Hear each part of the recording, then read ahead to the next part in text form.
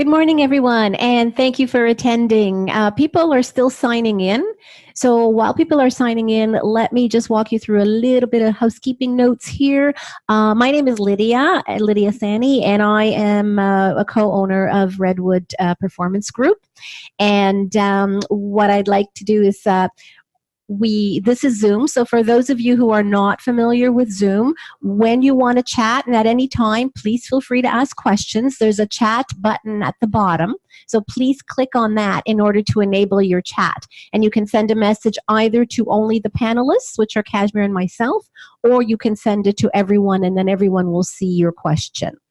So your preference, but usually when we see a question, and we do encourage you to be interactive in this presentation and ask questions as you see fit, we'll answer them as we go along and get through the presentation.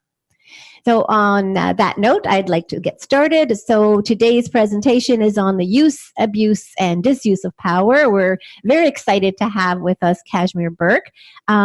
We at Redwood have worked with Kashmir over the years on many initiatives, and always was fascinated by his career and the direction that he's gone in. So I'm going to turn it over to Kashmir for just a minute to give a brief intro on himself and give you a little bit of background on who he is.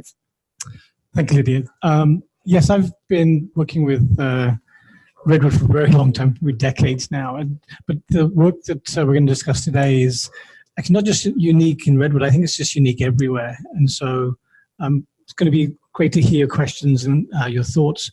And my background actually has been mostly in restructuring, in working in organizational design, and particularly in coaching. And most of my work has been in the shift to digital and the shift in terms of agile, moving from a traditional hierarchical organization to agile. And so my background was using culture as a mechanism or means by which those changes were going to take place. And it was really just the last 18 months that I've really been kind of drawn in or dragged in almost into a world that I think not only I'd never experienced before, but I don't think anybody has. So it really is new for everybody. And so that's what we're going to be discussing today is in this new environment, where do we go from here? How do you create an environment that is, how do you be proactive and get ahead of things before they become a problem?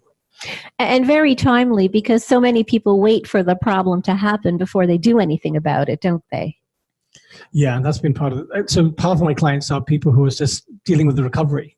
So they've had incidents, they've had the backlash, and now they're dealing with recovery, which is obviously very painful. But there's also the question then of, okay, now how do you recover and how do you move forward? But then there's also the question of how do you actually prevent and avoid even this happening and get ahead of it? Yes, or why did it happen in the first place? Exactly, yeah. Great. All right. Well, let's get started. Yeah, so really, I think it was around about October or November of 2017. And I think I was along with just about everyone, just watching the news each day, wondering what happened, which, you were hearing about all of these different people being reported. And so there was, this, suddenly we're watching House of Cards, and next thing when it's all stopped, and his big investigations at Netflix, and the whole Kevin Spacey thing broke. And then, of course, there was the big Weinstein story. So I was along with everybody else was just watching this. And I was just doing my regular work, which was helping organizations do culture change as they shift into, as I say, into a digital environment and into moving into agile systems.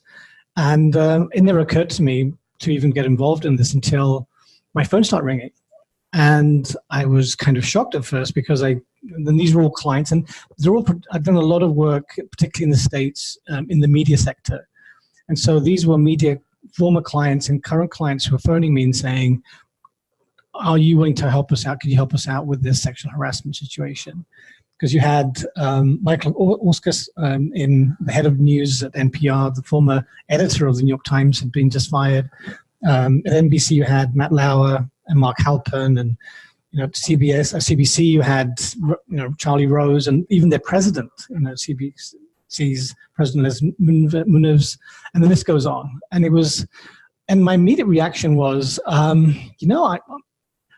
in terms of sexual harassment and hostile workplace, I'm not a lawyer. I don't do compliance work. I can put you in the direction of people I've worked with, but it's not the work I do, and I'm not qualified. And I was shocked that they pushed back, because you don't often get that. You know, people phoning you and saying, no, we think you might be able to help us. And so I asked, why? And they said, because what had happened was they'd been approaching this whole approach through compliance. They had done the workshops, they'd had run the role plays and educated people and done awareness training, sometimes for years.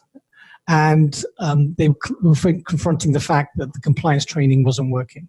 That just doing awareness, making people aware of unconscious bias, making people aware of boundaries and what is consent, that had been provided over and over, and yet still the issues persisted. And was it done really with sincerity, or was it just paying lip service to the topic? That's a great question. I think it was a combination of desperation, if in some cases, because you had now boards. For the first time, you had boards getting involved, saying, we've got to do something. And so some people, I think, were just, what do we do? This is affecting our brand, it's affecting our reputation. And in some instances, people were seriously worried about their own jobs, because, and I think that Harvey Weinstein wasn't really the breaking point. The breaking point for, because you can remember Me Too, sorry, Me Too's been around since 2006. It's been sitting there, it's been there as a movement. And suddenly in 2017, the big shift, I think, occurred when the New York Attorney General stood up and made a speech and said, we're going to investigate the Weinstein Company, but we're not going to just investigate him personally, but we're going to investigate the board and the executives for the part they played. And he used the magic word then. He said, we're going to be looking at the culture. And that was, so I think there was a lot of desperation of, oh no, this is real, this is going to affect us. So I think desperation was a large part of it. People knew what was going on, were tolerating it or ignoring it or minimizing it. But the other thing that was coming back was not just desperation, but also where the big change that had occurred is that in many of the clients, for example, in media, women had now not quite got to the senior executive level ranks in the board, but they were now running a lot of the main middle management roles.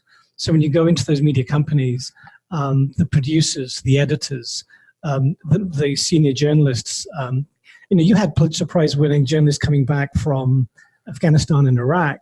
These are women going into those countries and coming back, and they were horrified because they'd been away, what had been happening back in their culture of their organization. So the second, beyond the desperation, was this people saying, first of all, this compliance is not enough. And what these women, and I got to talk to them, so I said, well, let me talk to them and find out what's going on. And what they said to me was, we're being used. We've been put into rooms, we've been going through all these role plays, and we're pretending like we don't understand consent and pretending we don't know boundaries, but we do. And what's happening, the way that they saw it, was that senior management and the board were using compliance to really cover themselves. And so they felt betrayed. So there's a sense of betrayal that they're getting us to sign, that we've attended this program, so they can say, oh, look, we told you so, and you should have known better, or, and to absolve themselves. But the thing that I kept hearing from them was, it's the culture. We've got to change the culture, and we can't change the culture with, some training, some role plays, and some awareness. It's got to be deeper. And so that's why I was getting these calls, because I was Mr. Culture. I was the guy that they went to. And I tried to say, well, when you were shifting to digital and you would have to redesign the entire business, I came in to do that work, but that was culture for an end. There was culture for a purpose. Or when you were trying to create an agile environment, move from hierarchical to an agile team structure, culture was a component of that. But to me, it was very clear, this is the first time in my career where people were required to do the culture work for the sake of the culture. And everybody was now asking, well, we know it's something that's in here. What is it?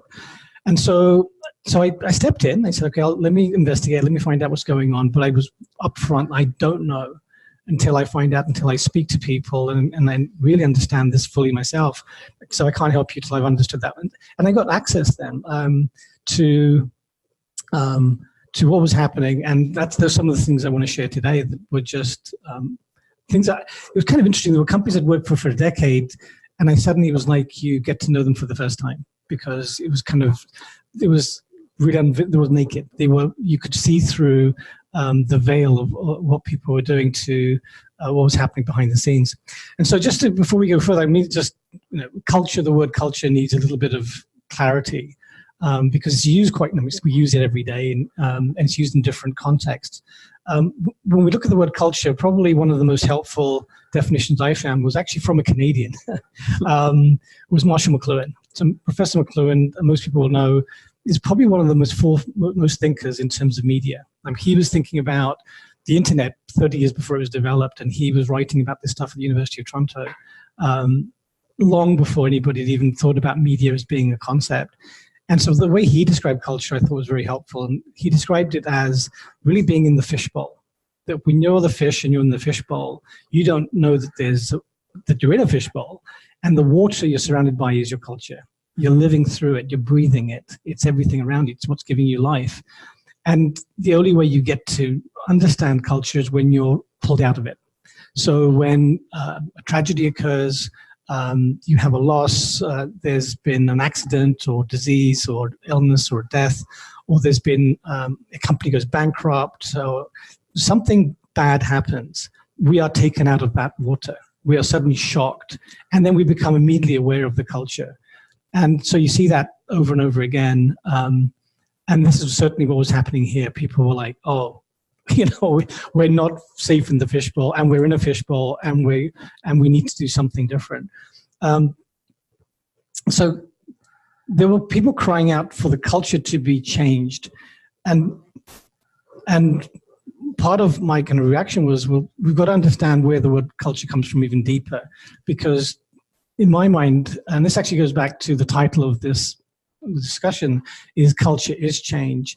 Is part of the problem is culture's become, largely because of the hard work of academics, it's become an object. It's become something you observe and define and label, but it's actually not an object. And for an academic it is, but for somebody who's in that fishbowl, it's actually a living thing. As one of my close colleagues in True North, Brian Phillips, says, we should use the word aliveness, because that's what culture is. And so when you think about culture, you think about the roots of the word. Culture comes from actually the Roman period. Marcus Tullius Cicero, probably one of the most foremost thinkers of the Roman Empire, probably the person who reformatted Latin. He almost changed the way that we speak. The words in our mouth come largely from the structure that he put in. So this was an amazing forward thinker. And in Rome, he refused to even think about becoming emperor. He was the philosopher king. And so he talked about the Roman Empire and the cultivation of its soul. And that's when we first see the word culture coming. So culture comes literally from the word cultivation. It comes from tilling, comes from nurturing. So when we think of culture, we think of nurturing, and we think of our aliveness. And so when we think about, for example, the culture of yogurt, it's the process of living. It's its aliveness. The word agriculture, agri comes from the Latin soil, and culture is nurturing, tilling. So agriculture is the nurturing of the soil. And so when we're talking about organizational culture, what we're talking about is the cultivation of the soul of the organization. Which could be a negative or a positive thing, depending on the organization and who's running it. Well, actually, the interesting thing was, I up to this point, I'd never really brought this definition out, because when you're talking about digital shifts and people have got to move to an agile world, culture was just, okay, let's shift the culture. What happened this time, though, because I think if I brought up the cultivation of the organizational soul, people would have kind of just roll their eyes a bit. So I thought, you know what, there's a deep level of desire for this change to happen, and there's this desperation. So let me actually start asking the question, how do you cultivate the soul of this organization, and what is the soul of this organization? And what I found now was people were much more willing, because of I think the sense of we've got to do something different, to actually start to embrace that question. And so what it takes us to is that, does an organization have a soul? Does a community have a soul? Does a village or a city have a soul? And it does. And so certainly Cicero recognized that back in 63 BC, and certainly it's true now. What's interesting about his use of the word soul, though, is not just the spiritual soul we think of today in terms of religion or spirituality.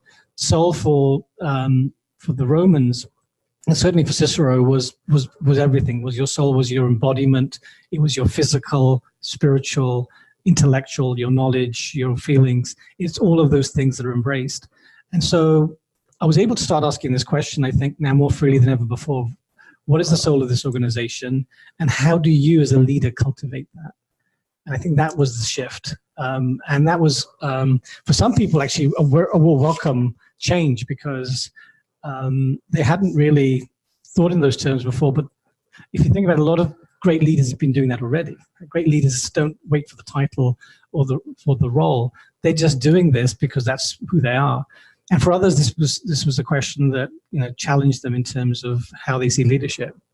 The part of the challenge in understanding culture and the cultivation came back to this word. And so the word power is one of those words that, like words that you don't usually use in work environments. The words like love and sex, and those words are not allowed in a corporate environment or in a work environment, and yet that's part of our humanity. And I think what I realized was, in order to deal with this change, we have to get to grips with what's really going on. And it was interesting because all you have to do is go back to 40 years of feminist literature, and it tells you over and over again, it's not about sexual violence and sexual harassment and hostility is not about the sex. That is a symptom of something different. It's about power and it's about control. And so what I actually did was I went back and dug out 40 years of feminist literature and took it back to my clients and said, I'd like you to read these books. And there's books about domestic violence, and there's books about social violence and about date rape and also stuff about work and the work environment. And so just have a look at this. What is going on here? Why have we been told this thing over and over, and yet we don't deal with it directly? And so I felt, at least because people were more open, I could be more bold than I had been in the past. And so when we look at power, we're looking at the use of power. And initially, actually, this chart was very simple. It was just use and abuse of power. And so as I delved into it, the question of use of power became kind of a big question of how do people use their power? And when do they abuse it? And it was very clear from the evidence that you had the same scenario playing out over and over. It was those who had economic influence and economic power who were able to use that power against the voiceless. And it was the people. It was typically either young men or young women who were just entering work, who had the least voice, who were the ones who were the most vulnerable. But as I was getting deeper into it, this third element started emerging, which is the disuse of power, because I started asking the question of when you have power and you don't use it, how does, especially if you're in a situation where you have the power, I was being told, people have been told to speak up and they're not speaking up. So I started interviewing people who'd been through abuse and asking them, tell me your story.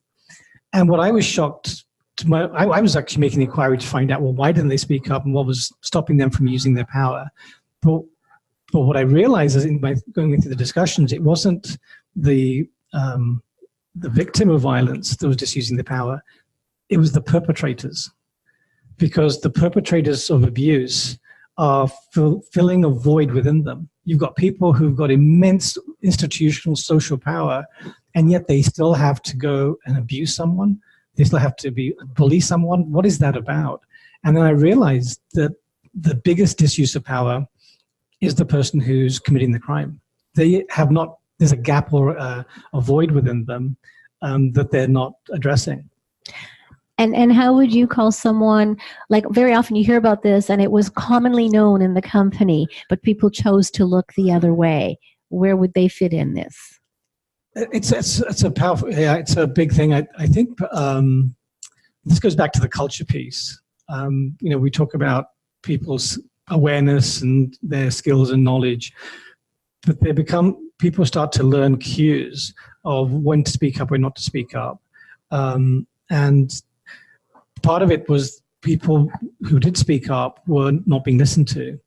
And then other people realized, don't go there. So, for example, I asked to, and it was very painful, actually. I went and asked to talk to people who'd been through the abuse. And it was interesting. It wasn't even HR that was telling me. It was when I was talking to the rank and file, they were saying, you got to go talk to Samantha. You got to go talk to Abigail. And I said, well, they didn't make a case. And so we had a situation where people in the business knew why they left, but HR didn't. And nobody else reported it. And I went back to HR and said, well, okay, so I need to speak to these people. Is that okay? They didn't even know. They didn't have their records. And it was only because the women working in those environments were able to connect me with these other women that I was able to go visit them. Otherwise, they didn't want to talk. And it was really the most horrifying part of this was, when each of them were telling me stories of how they would go to HR and say, this has happened. So-and-so has said this and done this, and I feel very uncomfortable. And then HR would go to that leader and say, watch out. She's acting up, and watch what's up with her. She's causing trouble. And now suddenly this person who had been victimized once was now being victimized twice. And what was horrific was some of these were 10 and 15, and one was actually even 20 years later, was still carrying that wound, that they'd been betrayed by the people they trusted.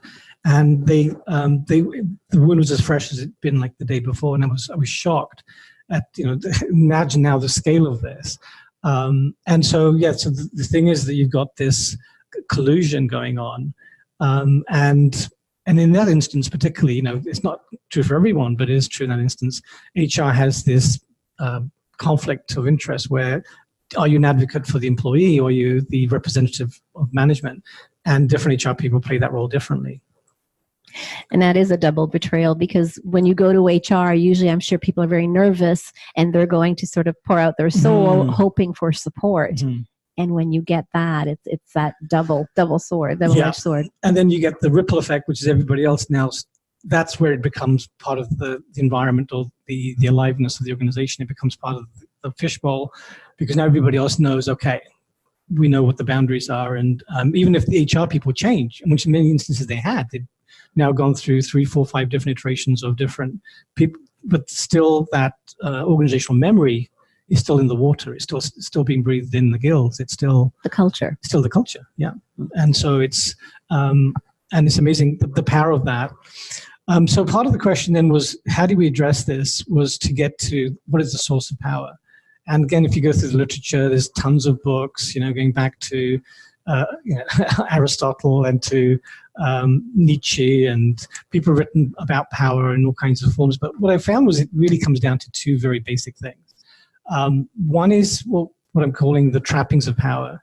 And the trappings of power is the power that is given institutionally by a role or a title or a rank, by a uniform, by an office. It's not the power that you bring, it's the power that you're given, that's bestowed upon you. And that also includes, being the older sister, being the mother, being the grandfather. It's those titles and roles we're given and we were calling them trappings because really they're not part of you. They're like your armor or they're part of your uniform. They're given to you. But when people take those titles too seriously, they become entitled. And when they become entitled, they become, in a way, fragile because they become trapped. And so I started noticing a pattern that where there was a lot of abuse, those executives and leaders had confused their own identity with the role and the title they've been given. Whereas the other source of power is your nature. Even when a baby's born, we were all there. We were born. We don't remember it now, but when we were born, we had power in a room. We could, scream or laugh and attract attention and demand to be changed or demand to be fed or demand to be allowed to sleep. So we have power that is part of our nature, and often our natural power, the power that we have as a human being, is not tapped. And when you look at this, you start to realize, when you think of great leaders tend to draw on their natural power. They walk in a room and they connect with people. They don't connect titles to titles. And so I started noticing that when you've got a culture where people are talking title to title, that's when you've got danger. There's a higher risk then of abuse, because people are not connecting to their humanity, and where people are connecting to their natural power. And that, in fact, and this is what's happening now with the shift to agile, is it's shifting away from people's titles and roles to more in terms of their contribution and relationship. One thing I found really useful, and this is kind of a shout out to my guru. Actually, one of the people that I found most influential in my learning was Mary Parker Follett. She was around in like 1910 to 1920, 1930s, like beginning of the 20th century. And she wrote the most amazing stuff about power.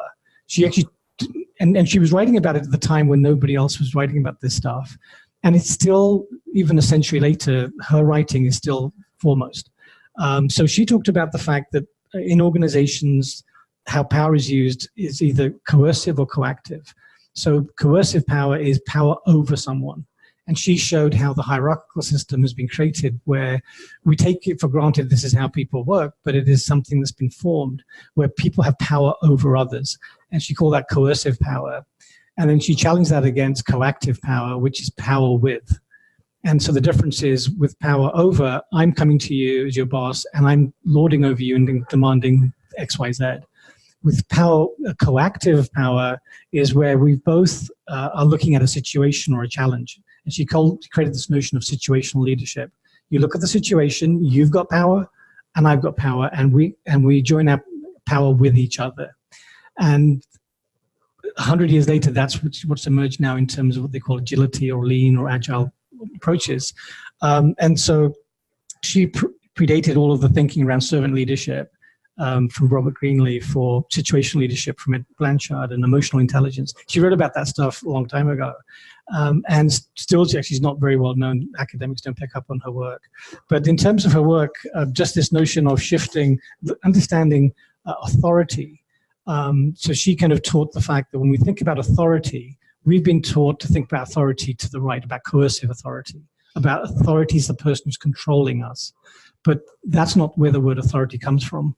So she taught us that the word authority comes from authoring. That's its Latin roots. And there's two types of authoring. So authority is the ability to influence and create a narrative, to create the story of our lives, the story of our brand, the story of our community. And so there's different types of authoring. So one form of authoring is authoritarian, which is compliance, which is we will be taught what to do and how to think. We will be told how to behave, and we will be given boundaries. And the other form of authority is, again, the word authenticity comes from the same notion of authoring. And of course, it's a very different type of culture, in the culture of authenticity, where you're authoring your story of your life and your work is coming from who you are as a person. And so this notion of collective, drawing your nature, this becomes then the ultimate choice in terms of culture. And now we can start to say, well, how do we measure that? How do we measure whether we have cultural authenticity or a cult of authoritarianism? And of course, what's interesting is that as you go from client to client, no organization is one or either. You've got pockets. It's actually literally pockets of people or leaders who themselves are coming from that center. And so even within a team, within a function, within an organization, you might have 7 people reporting into a president. Each of those 7 is going to be different and coming from this differently. So the question then became, so if we understand this is where power is coming from, and these are the choices that we have, and we understand that if a culture of authenticity in a culture where people are being coactive and drawing from their nature is going to be a culture where you are going to be more, people are going to be spotted or noticed and have the ability to be safe and safer to be who they are. And we know that most of the problems have come from compliance and authoritarianism. So then how do you measure it? And so I did this experiment, which I found shocking. But even when I repeat the story to you now, I asked myself, could we go back 7 years to those people who'd been fired and see 7 years of their assessments? Because every one of these executives have gone through multiple assessments every year. They go through, the performance appraisal. They've got their culture survey or climate survey. You've got 360s happening. They're going through all kinds of coaching assessments through, Hogan or Myers-Briggs and Strength Finders and all these different assessments. So I said, can I just see them? And it was interesting because HR was kind of very reticent and saying, well, why do you want that for? And I said, well, because we need to see whether there were clues at the scene of the crime. We need to see whether we weren't seeing the signs. And why did this come as a shock? And so I took that back to the executive teams and said, okay, here's the files. Let's go through this. Let's see what were we not seeing? What conversation was not happening? And the shock and horror was all of those assessments, performance, succession, development, had all given these perpetrators of violence a clean bill of health. In other words, these assessments had now normalized their behavior. These assessments had said, you're okay. And we've legitimized you as a person who's successful and the kind of person we want us to lead this organization. And what was blindsiding them was that in each and every one of these instances, these people were successful in bringing in money, bringing in shows, bringing in growth of the organization. And so these assessments were not only not capturing what was going on, but they were normalizing that behavior. And they were covering now this person from themselves, their own self-awareness, and let alone everybody else realizing, oh. And so I realized, there's got to be a better way of assessing. And then I started asking this question of who's noticed whether this was happening. And this is where it gets really interesting, is that in every one of these cases, not everybody knew everything, but generally people knew, when Arthur gets drunk, when he goes to a party, just watch the interns, keep them away, be protective. In other instances, people will just turn a blind eye when somebody's just bullying and nasty and just say, well, that's him, that's how he is. And so my question then was, if everybody not everybody, but most people in the culture knew what was going on and were noticing it, why was it, we've got, maybe that's where the answer is. So rather than relying on these tools to tell us what's going on, could we actually tap into noticing? And noticing is interesting because noticing, again, is the notion of noticing, is the notion of knowledge. Knowledge comes from noticing. So for knowledge that we have comes from what we notice. And what we notice, and if you think about it in many ways, being noticed is one of the greatest gifts we're ever given as a human being. And we all know when we're noticed. When somebody pays attention, we know. And that's where culture is formed. That's where the cultivation is occurring. The cultivation is happening each time something's noticed. And also when it's not noticed, because the cultivation is also, you say it's reversed too, because you can be cultivating evil, like Nazis or, people who are demonic. And what was happening there is it's not just what's being noticed, who are not being noticed, who are unnoticed, who are voiceless. And this noticing happens in three places. And so this is when we move now from what's been going on to what to do about it. I realized there's like three threads. I actually sometimes refer to this as the three lines of defense, but be more proactive and positive. It's really there's three threads in which noticing occurs. The very first is within, is noticing our own powers. So as I was working then with executives and coaching them, the very first question I was asking them was, so tell me about your relationship to your own power. And it was actually shocking how few of them actually even thought about that, and even how many realized how much they were reliant on the institutional authoritarian power versus their own voice. And so the first question becomes, if you're not attuned to your own power, you can't. That's going to come out when you're noticing everything else you do. So how do you notice that? How do you pay attention to that? How do you become aware of how your power is used and how it's applied? And then secondly, how power shows up with others and in your relationship to others. Again, is it a conversation or a relationship of authenticity, or is it authoritarian relationship? And so the power with others is the immediate relationships those executives have with others. And then finally is this notion of the culture itself. In other words, the with all. So those are the three basic questions. And then the question became, how do we start to notice these three?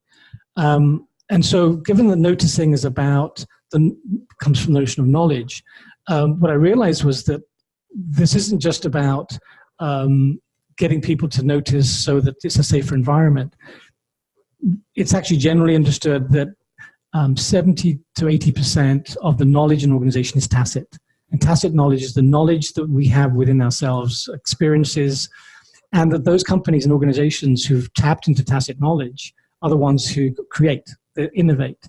And so I kind of shifted the gears a bit and said, don't just do this because it will create safety, which is necessary anyway. Do this because you're going to be tapping into the creativity and innovation of your workforce. And so tacit knowledge, and one thing that drew me to this was I learned this actually working for many years with Toyota, where they taught me this notion in manufacturing about Genpa or Genshi Genbutsu, which is basically Japanese for being in the place. And I learned something there, and I realized I can apply what we did learn in Genshi Genbutsu in Toyota in this work now in the culture change. And basically, the way it sounds kind of complicated, basically what Genshi Genbutsu was, as I was taught by the sensei at Toyota, they said, we are not doing lean at Toyota. Lean is different from the way. So I said, well, what's different? And they said, it's the Gemba. And I said, well, what's the Gemba? And they said, well, Gemba is something of being present fully with other people in the work, not outside the work. So I said, well, how do you do that? And they said, you do three things. On a daily basis, a leader has to, number one, at some point in the day, step out of your comfort zone. Step out of your authoritarianism, step out of your authority, and step into something you don't know. And step two is you can only do that with other people. It's not with a system, it's not with technology or AI, it's actually with another human being, is inquiring with another person with an open mind. And when you're inquiring with them, you're not inquiring in order to compliment them or give them feedback or say nice things and celebrate them or criticize them or solve their problem. You're literally just saying, tell me about your world and what's happening. What are you struggling with and what's happening? What are you finding this gratifying? And by listening to them, you are tapping that tacit knowledge. And then thirdly, the third part of the Gemba is you now have to take that knowledge and thank the person for it because they've given you a gift and go think about how you're going to apply it. Now, what I didn't realize when I first saw this, I thought, that's really nice. But then as I observed it on the shop floor, my mind just like broke open like a melon being hit. It was like, what they've done is they've institutionalized coaching without telling anybody. That's fabulous. Because the person who's receiving the Gemba, the person who's being receiving the noticing, is being coached. They're getting the gift of being noticed, but they're also able to now think for themselves and think out loud and tap their own tacit knowledge. Because we don't often tap our own tacit, and that's the power of coaching, of course. And I realized that's what we need to do. So that's what we started to apply. And the other thing, of course, it does is when leaders go out and start having those conversations, even for 10 minutes, and you only have to have 1 or 2 conversations a day, what happens is it sends a signal to everybody else. Hey, look, if that person's getting knowledge of that, the supervisors, managers in between are realizing I better pay attention too. And that's the cultivation. That's where the noticing creates the cultivation in real time. And it goes back to nature. In nature, scientists have come up with this law of tiny differences, which is in nature, things happen in tiny, tiny increments, but they're accumulating daily. And that, the storm or earthquake, tsunami doesn't just come overnight. It builds up gradually. And that's how culture is formed. That's how the cultivation is developed. And the other part I think, when I realized this was that this was a form of institutionalizing coaching in a natural way. The other thing I instituted was peer coaching. And again, one of the things I didn't realize is some of these people I'd known for years, I was shocked when I actually sat them down and said, you're going to peer coach each other. How few executives actually understand coaching. And they were so naturally, drawn into being authoritarian and directive and solving problems, and they're the best problem solver in the room, and that's why they get promoted. That now to be authentic, to be with someone, to draw on their nature, that was kind of a natural for a lot of them. And so when I got them to do peer coaching, I said, I'm going to witness you. I'm going to be noticing you as you peer coach each other. But by the way, if you can't coach each other, you shouldn't really be in this role. Because if you really want to deal with this thing, you've got to now show up. And so I recorded their peer coaching with each other and played it back to them, and they started noticing themselves how they would naturally just go into activation mode and authoritarian mode. And so I found that very powerful. And that's something anybody can set up at any time. It's just a matter of executive will to say, yeah, we want to make a change that's real. And part of that also goes back to, being authentic is having authentic conversations.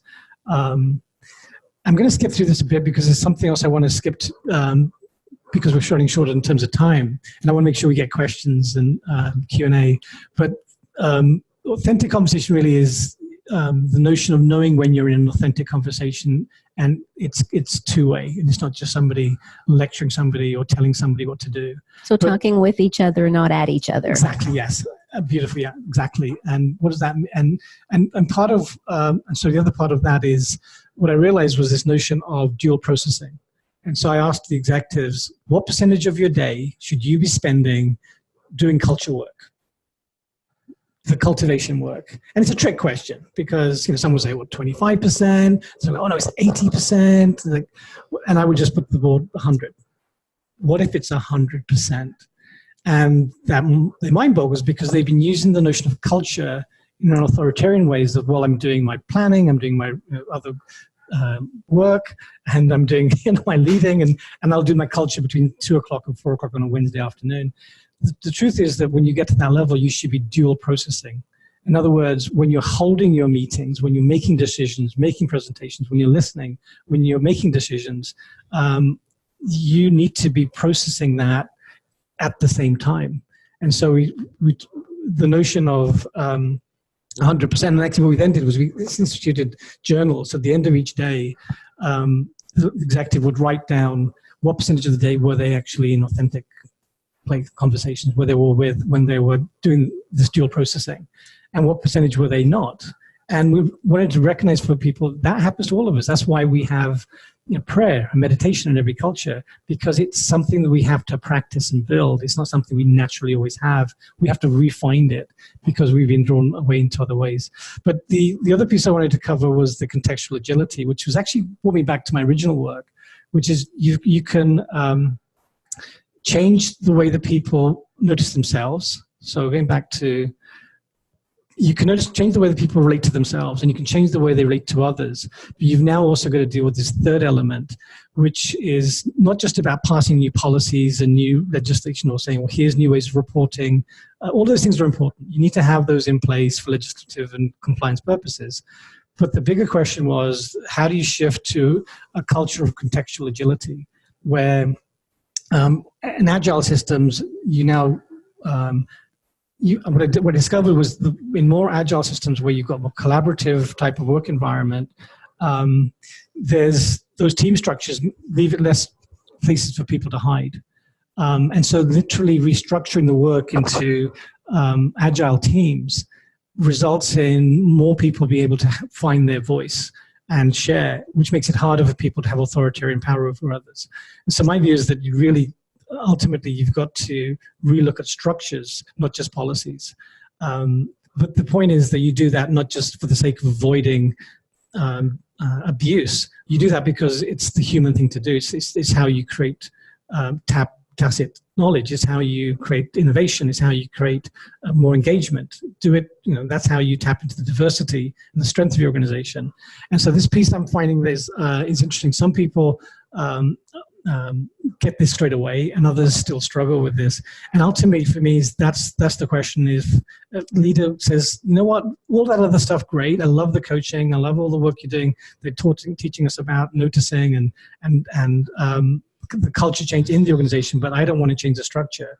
That means they're still stuck back here in authoritarian, coercive, being power over others versus having power with them.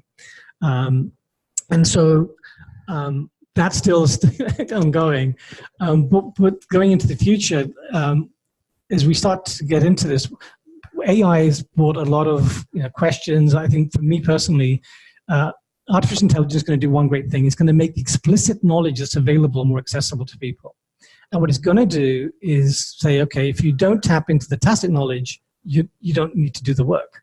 So the only work that's going to be left behind is going to be the work of noticing and tacit knowledge, which is still 70-80% of the knowledge that's out there. So I think when I look at AI, I don't see it as being something that's going to replace humans. I think it's going to, like many things, like when the internet came along, it freed us up to do other things, or technology freed us up to do other things. There may be downsides to it, of course, but the fact is that it's also going to free us up to tap connecting to people, and ultimately the cultivation of the soul, and the and return to culture as our aliveness, and not something that we do a couple of hours a week or a month. And so in summary, it really is about creating a new language of the soul, and it's about noticing people and patterns, and we do that through understanding, listening, and paying attention to shared purpose. It's about understanding values and beliefs, and it's done through ceremonies and rituals, and mostly through stories and symbols and artifacts. So I won't get into all of these in detail now, but that's really what culture is. But each of those things have to be done on purpose by a leader intentionally. And I think what this whole Me Too movement, from its roots in 2006 to its sudden peak in 2017 and over the last 18 months, what it's allowed us to do is to go do this work. But the difference is this work was always talked about in academic terms of, let's look at the organization's culture. I think what this has allowed us to do now is to step into the water, into the culture, and say, what is it, and how do we not just change culture, but how do we cultivate and nurture the workplace and the people, ourselves, and the workplace around us. And that's the key thing. And then it's also sustainability and making sure that, like you said, the culture is changed, but also keeps going, and that people live and breathe that new vision or that agility in an organization. It's a living thing, yeah. Exactly. It's interesting, the word organization comes from the notion of organism.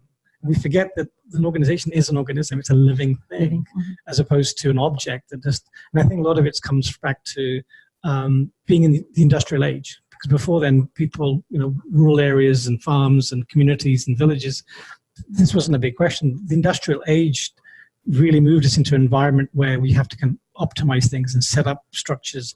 But I think we've now moved beyond the industrial age to the knowledge age. And the knowledge age is the age of knowing. And I think that's where we go back to exactly to that, is to that the organism, it needs to live and breathe, and we need to pay attention to that, to ourselves and to it. Well, knowledge is power, but it's empowering everybody. Yes. Not just the powers that be. Very interesting. Very interesting. I'll turn over to the audience now and say, does anyone have any questions, any comments, anything you'd like to ask Kashmir? So what we'll do is wait to see if anyone has questions. And in the interim, I don't know if there's anything you'd like to add to your talk.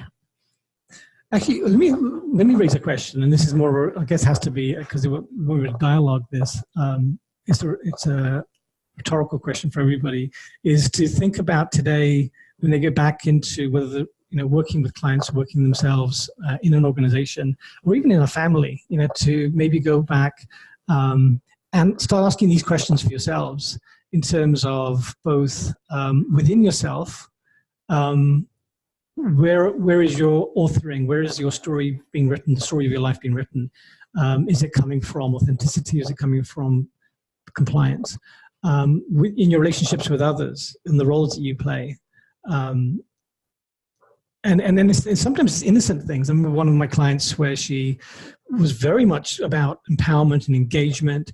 And as we got deep into the coaching, she started talking, as people often do, about their private life. And she started talking about her relationship with her mother, who was old and dying, and her regrets. And suddenly, as we were working through this, she realized that with her mother, she had become authoritarian herself. That she wasn't really listening to her, and it was a two-way authoritarian, and it was mother-daughter relationship, but it was two titles battling with each other as opposed to two human beings. And so it's surprising, how these things show up. Right, and it's almost like role reversal in a way too, right? So we have, how about suggestions on how to start implementing this kind of thinking?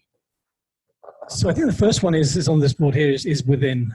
That's most of these culture changes happen. It's interesting. They start with, let's change the policies, let's have new values, let's come up with new culture statements, and let's do these surveys. And they try to move from organization to teams to individuals. And the reason it doesn't always land is because it really it's counter logical. So really what you've got to start is within. It's got to start with your own voice and your own ability to tap into your own power and really understand where your power is coming from.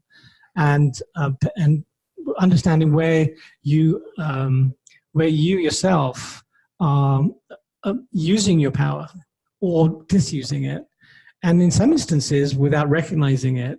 And often we have other people have to wake us up to where we abuse our power, where we don't think and overstep and overreach. So I think it starts absolutely from within, because only if you notice, and this is the work I'm doing with executives, if you can't see that within, if we sit down and have a coaching relationship and you're telling me I don't have any of those issues, then the conversation stops, the coaching stops. Like I leave, because it's like, well, if you can't see within yourself, and then how are you going to see it in others? Exactly.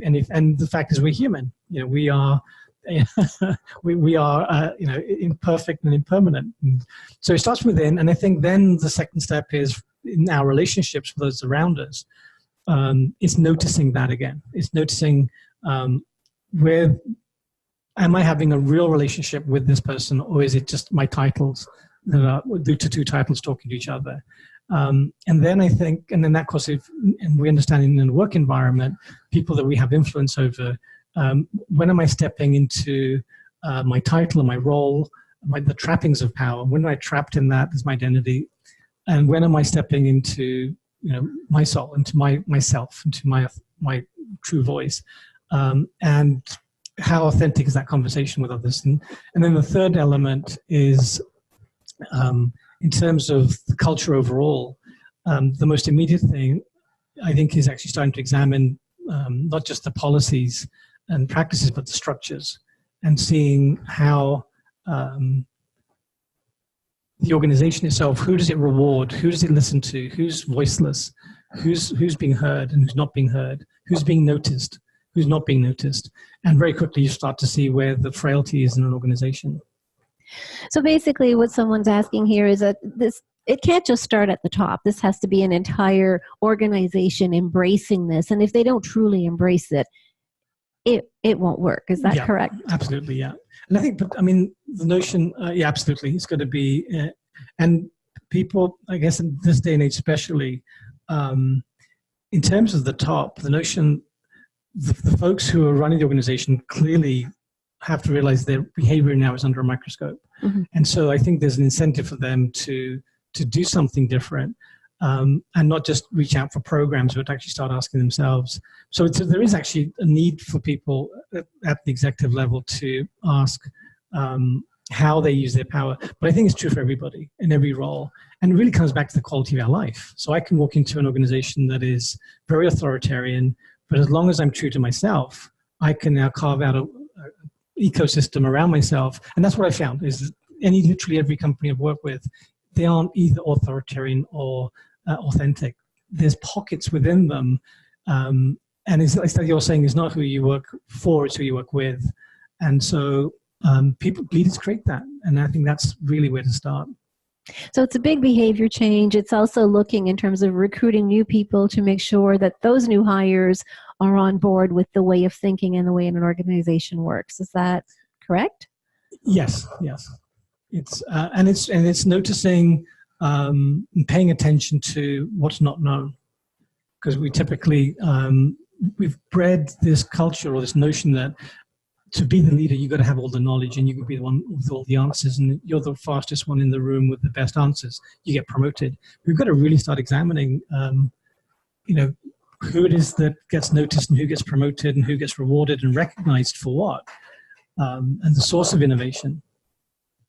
So Sylvia is saying, simply put, culture is typically reinforces the people on organizational hires, fires, and all promotes. It sends a message to the people in the organization about what type of behaviors it values and rewards, which is very true. Mm-hmm. So when initiating any culture change, efforts need to ensure that these processes, policies are examined in alignment with the kind of culture and messaging they want to send to their people, which is exactly correct. Exactly correct. And then sometimes that takes courage to say, okay, because it's back to that water, back to Marshall McLuhan's notion that the culture is the water.